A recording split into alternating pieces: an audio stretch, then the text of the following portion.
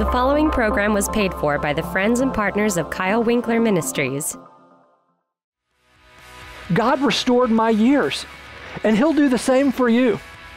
You do not have to finish or continue your life how you started. You don't have to continue that way. God will restore your years.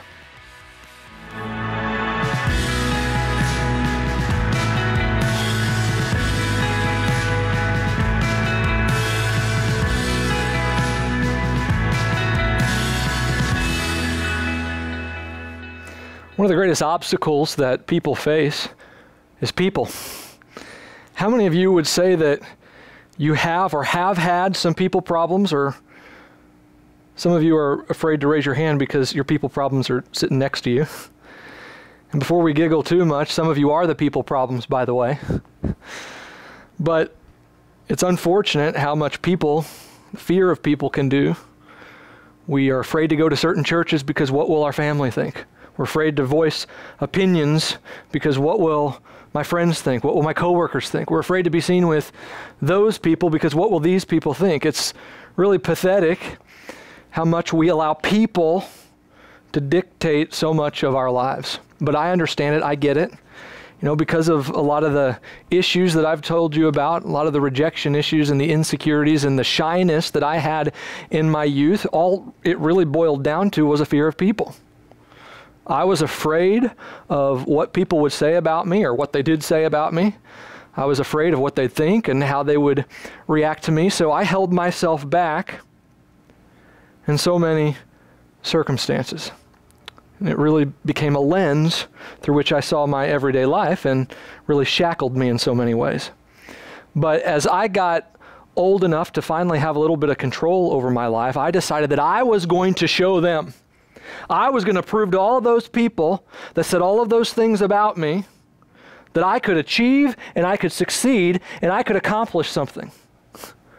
And so the problem is whenever your acceptance is based upon accomplishment or achievement, that means that when something goes wrong or if you make a mistake or something fails, then that's the basis of what you think is your rejection as well. And so what happened is I kind of developed this strange sort of perfectionism where if the words didn't all just come out of my mouth just right, or somebody would say something that was a disagreement, or I would fail or make a mistake in some sort of way, then that could be a deep personal hit to me that I would just let linger around and beat me up for the next few weeks over the thing. But finally, God showed me something. You know, He showed me that all of that was rooted in a fear of people, and He showed me how to get over it. And it was a biblical principle that really, when I look back at most of my life, it has been in effect, but I finally learned how to activate it in my life. And when I did, it really broke the bondage of trying to please people and find my acceptance and worth in them. And it's Psalm 135:14. And here's what it says.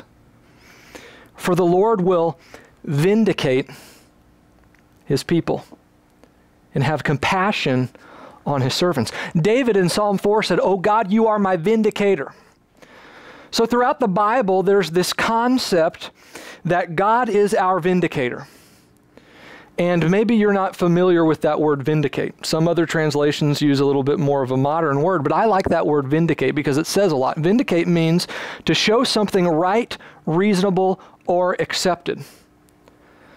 And maybe you've heard of it, it's often used in legal terms, where if somebody is charged with a crime, but evidence comes forth that shows that they're innocent, then they have been vindicated. Or if somebody's opinions were criticized, but events come forth that show that their opinions were right, then they have been vindicated. And so as I said, the Bible says that God is our vindicator. He's the one that shows us right, reasonable, or accepted. But the problems that we get into too often, and what causes a lot of our people problems, is that we try to vindicate ourselves. We strive so hard to make people like us, to get people to accept us, to get people to support us, to get people to understand us. And I know that was so much stress in my life, trying and striving so hard to get people to think good about me and like me and all of those things that I mentioned. And so finally, when I finally got this concept that God is my vindicator, I understood that it was not my job to win the approval of other people. It gave me freedom from the constant striving and the energy that it spent trying to be all things to all people, the exhaustion of getting people to like me, and from holding myself back in fear of what other people would think. So as I said, this principle was really at work in so much of my life, and I just want to share some stories. Some things about how God's vindication has been at work in my life. And I don't just share these again just to talk about me, but really hopefully that you can learn some things from the pain that I've been through and from the mistakes that I've made. So the first thing I want you to understand about God's vindication is that God's vindication causes people to like you. Because of the rejection issues in my past, I was just determined that people just didn't like me. And so maybe you've seen me preach with my rejection glasses on before, but it was like a lens where I saw my everyday life through, I am a reject, this is how people are going to react to me. And so even in my adult life, if I would go to a party or some social gathering and I would see people laughing in the corner of the room, when I came in, I automatically just thought, well, they must be laughing at me because that's what people have always done, that's what they continue to do. And so I was afraid and hated to go to social situations because I thought, my default position is people don't like me, and I'm just going to have to work so hard to get people to like me. And the devil told me, you'll always be who you've always been. But throughout my Christian life, I've had some great teaching on how to use God's word and how to apply God's word, to change my thinking, to renew my mind, to understand what God says about me. So over time, not overnight, but when I finally started to apply these truths in my life, then God's voice was what started to determine my behaviors and set my destiny. And the devil's voice started to lose the influence. And so I grew in boldness, and I grew in confidence, and I grew in all the things that help me be now and do what I do today. And so now we fast forward, and I get healed of a bunch of things, and I'm working through a bunch of things, and I'm stepping into ministry now, and speaking engagements start to happen, and I've got media appearances that I'm going to, and I'm flying across the country at times. And I start to tell one of my friends about where I'm going, and some of the people and friends that I'm going to be meeting there. And when I told my friend about some of these people, my friend replied something that was really surprising to me. It really took me off guard. And they said, Kyle, you have friends everywhere you go. And I paused for a minute. And then you know what? I praised God because I didn't even realize it. But in the process of doing what God had called me to do, God had completely changed my situation around. And as I said, I didn't even know. And he reminded me of that promise that he gave his people in Joel 2:25. He said, I will restore to you the years that the swarming locusts have eaten. He took what was one of my greatest insecurities, no friends or few friends, and he turned it into one of my greatest blessings. Because it's true, half the places I go now, it seems like, I can call somebody up and say, hey, I'm going to be in your area, let's have lunch or dinner. God restored my years, and he'll do the same for you. You do not have to finish or continue your life how you started. You might have started out as a reject, insecure, shy, abused, a victim, but you don't have to continue that way. God will restore your years. And as I realized in my life, it was as I was being obedient to the call of God on my life, as I was about the purpose that God had for me, that God brought people around me to support me and encourage me and keep me accountable. And that's part of what he does as provider. You know, God doesn't just always provide in financial ways. I think that's often what we think, but God also provides with relationships to bring the people that you need to help you in your life. And that's what he did with Jesus. Luke 2:52 says that as Jesus was growing, he grew in wisdom and stature and in favor with God and with people. Now, let me give you this disclaimer here, okay? I am not saying that everybody's going to like you. Not everybody liked Jesus. As a matter of fact, the majority of people didn't all like Jesus. The majority of people crucified Jesus. So the majority of people, no matter how great of a person you are, might not like you. Some people, it won't even matter. They won't even hardly see you, and they'll just automatically determine that they don't like you.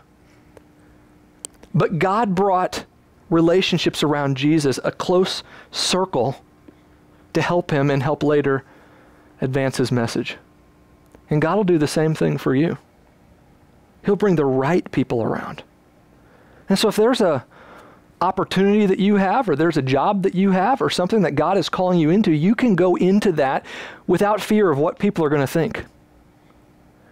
You can go into that not being afraid as, I got to change my personality and I got to change this about me so that they'll like me. No, if God has called you into that situation, then in a supernatural way, God's going to bring the right people and he's going to give you favor with the right people so that you can go in there and be accepted and approved and liked. But the second thing that God's vindication does is it causes people to understand you. One of the greatest challenges of my early Christian ministry years, at least, was when God had called me to leave a job I had at a huge church in South Florida to come up to North Florida to help a ministry that was very impactful to my early Christian years and was once thriving, but because of a bunch of just horrible things, just really was almost burned to the ground. And so what that meant was that I was leaving a place that I loved.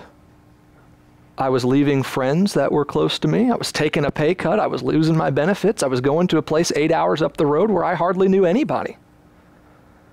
And when I told my friends about it, I got zero support. And I get it. They didn't want to see me go. I understand. But they started whispering to everybody, Kyle's not hearing from God. You guys need to pray for Kyle because he's hearing from the devil. And that really just infuriated me. And then they sicked the pastor on me. And the pastor called me into his office after a service one time and he said, I hear you're leaving, but I feel like God has plans for you here. And I don't know if you're hearing from God. But this was one of those rare situations where I pretty well almost 100% knew that this was God. I mean, I knew that this is kind of what I was supposed to do. And so I told the pastor, I understand, I appreciate and respect what you're saying here, but I know this is God and this is what I have to do. And then when I finally mustered up the courage to tell my family, well, they hung up the phone on me and stopped talking to me for a month. That's what they thought about it. And so nobody was supportive. And so let me tell you, what happens in moments like that, when you know that God has called you to something and you have heard from God and you have had visions, the temptation is for you to want to vindicate yourself and for you to try to tell them every which way that God has told you that this is the right thing to do, every which vision you've had, every which word you've gotten. And that's what I did. I shoved it down their throat. And you know what it only did? It only made things a whole lot worse. They only told more rumors and whispered all the more about how Kyle was hearing from the devil. Listen,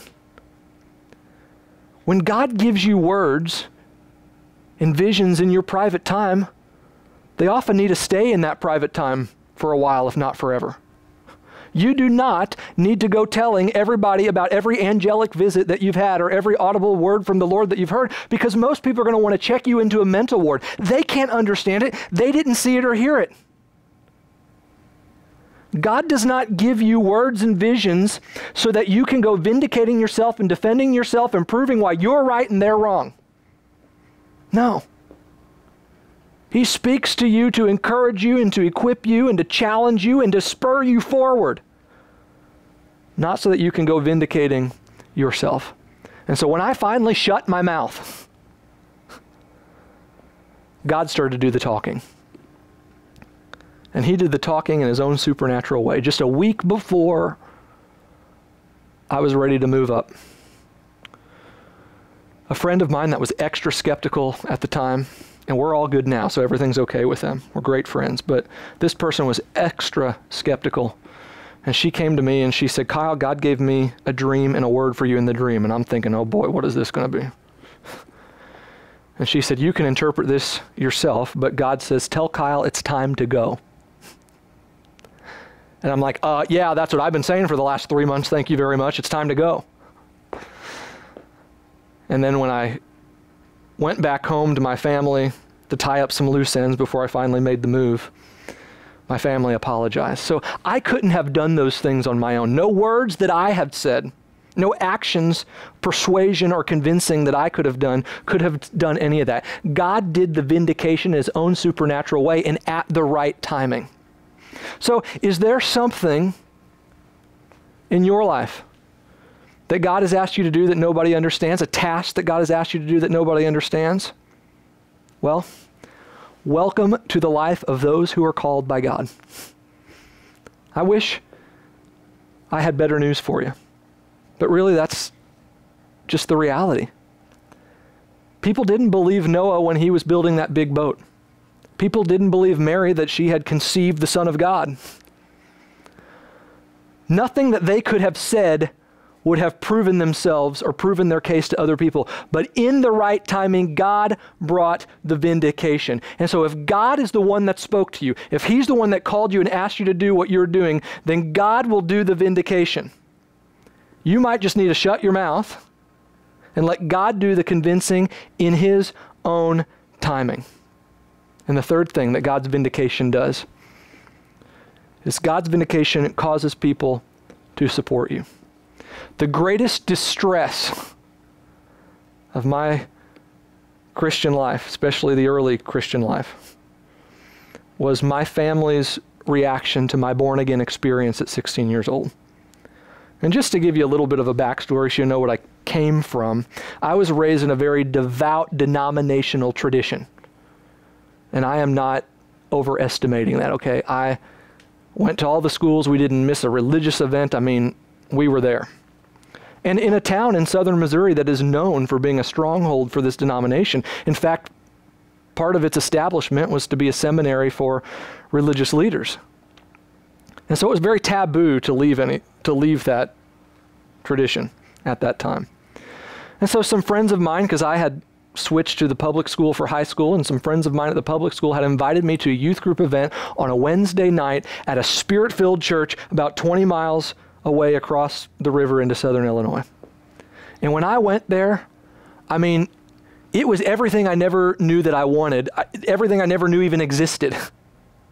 But I instantly loved it. You know, some people need a warm-up period for something like that, or a church like that, but not me. I mean, I wanted it all. It was vibrant, it was alive. And I thought I was going to go home that Wednesday night and I was going to go tell my parents and we were all going to have a party that Kyle wants to grow in the faith. But they rained on my parade that day. And they were worried about what I was getting into, and it really started a number of years of hostility as I was overzealous, and I thought it would be a good idea to show them everything that they were wrong in.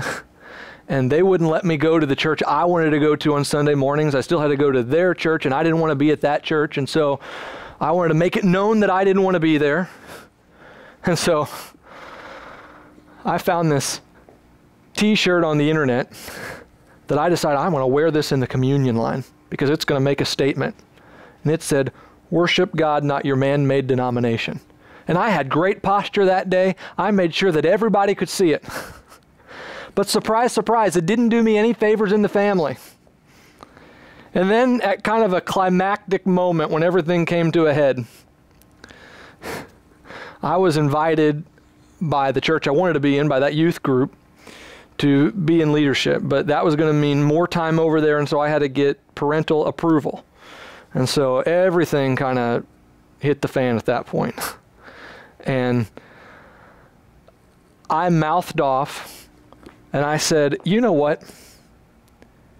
If Jesus were still alive today, you would be the very ones that would yell, 'Crucify him.'" Now, some of you just lost some respect for me there, I'm sure. But I've changed, okay? I've mellowed out a little bit. But the Bible says that a word spoken in anger stirs up wrath. That one stirred up some wrath that day. And it provoked a phone call with the youth leaders and just really was a mess. But you know, it did actually, believe it or not, start to change some things. And now much time goes on, and 10 years later, fast forwarding, I'm in seminary, and I remember overhearing some classmates talk about how their family was just so happy that they're in seminary and they're following in the footsteps of their parents and they're from this long line of preachers, and I'm like, oh, good for you. Meanwhile, I'm starting to feel very unsupported and alone in this because the only thing that I got when I announced I was going to seminary is, well, what can you do with that degree? That's a lot of money to do what with? And at that point, it wasn't that they were against me, it's just that they didn't understand. But God started to show me something. He started to show me how to communicate with my family.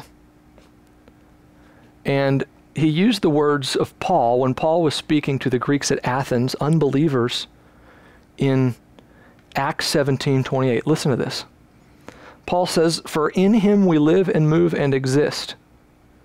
As some of your own poets have said, we are his offspring." Do you see what Paul did there? You see, he found a shared truth. And he used the words of their respected leaders to talk about that shared truth, and then he expounded upon that truth into a greater truth. And so I began to change how I talk to my family. Instead of always going at them with "you're wrong about this, and you're wrong about this, and you're wrong about this," I thought maybe there's something that they're right about. Maybe there's a shared truth, and I could use the words of their respected leaders to share that truth and then expound upon a greater truth. And so I had to change my approach, and sometimes we have to do that. Sometimes we have to humble ourselves and change how we talk and react to the people. But when I did, then it opened them up to experience God for themselves, to have their own relationship with God. And I'm happy to say that today that they are some of my greatest supporters. They read my books, they come to my speaking engagements, they share my stuff. But it wasn't until, again, I shut my mouth. You know, that's kind of a common theme I hope that you're seeing throughout this message. It was when I shut my mouth that God then started to do the talking. They started to see the fruits of God in my life even as well. And that they came to their own encounters and their own relationship with the Lord. So if you're in that position and there's a decision that you're making, whether it's education, a career, a relationship, something to do with your faith, as long as it's a godly thing, it's when you stop trying to do the arguing.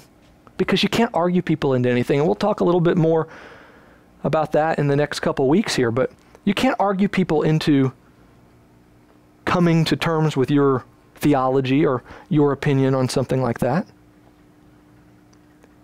But if you leave it up to God, in his timing, God will do in 10 seconds what you can't do in 10 years of arguing, persuading, and trying to defend yourself. God will be your vindicator. Now, as we close here, as I said,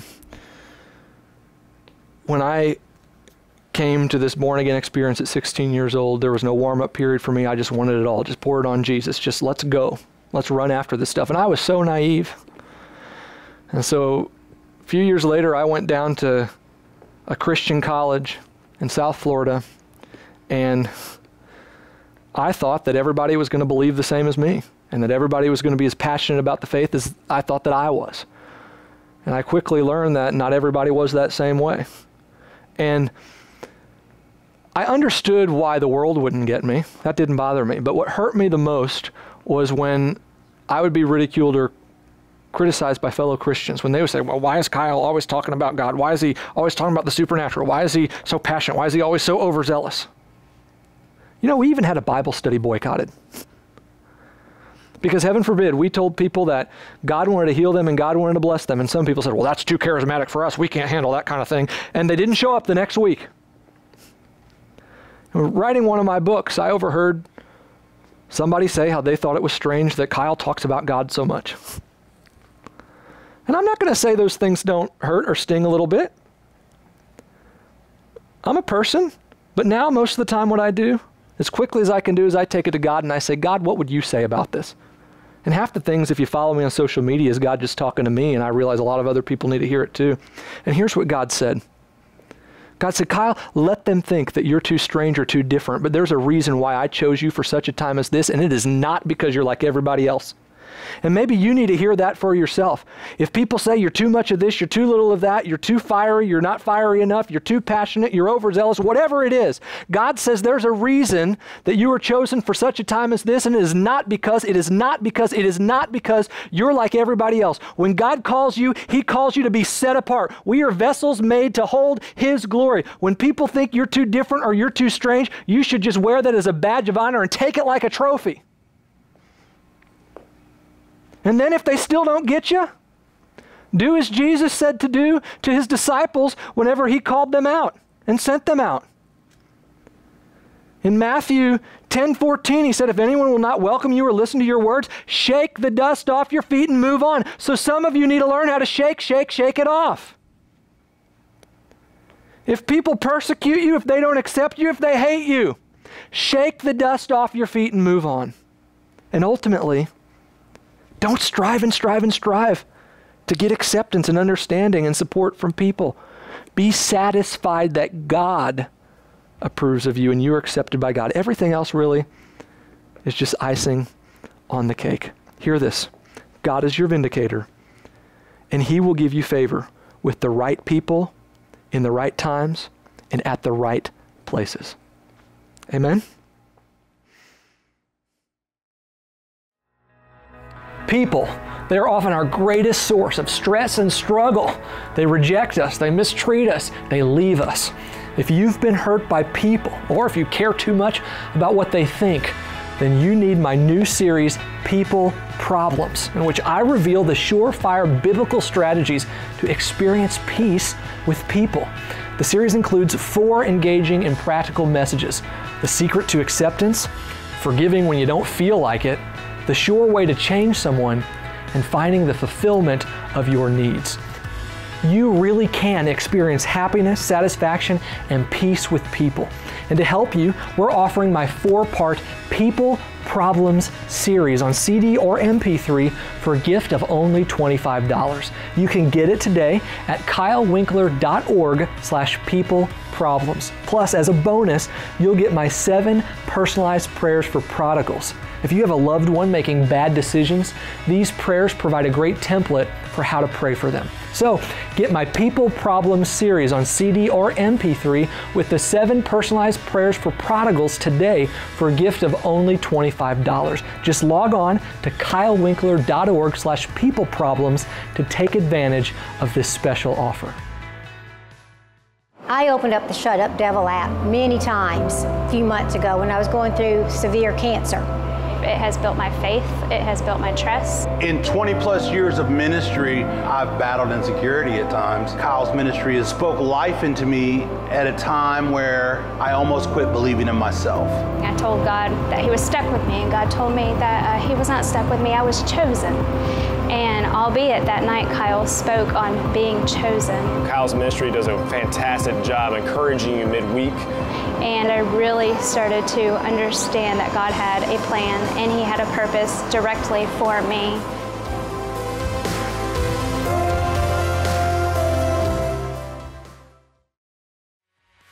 It's like you've got this bottle, and it can look so innocent sometimes, and it can taste so good, but you're sipping on nothing but offense. How could they do this? I can't believe they could do this. But you're sipping on poison.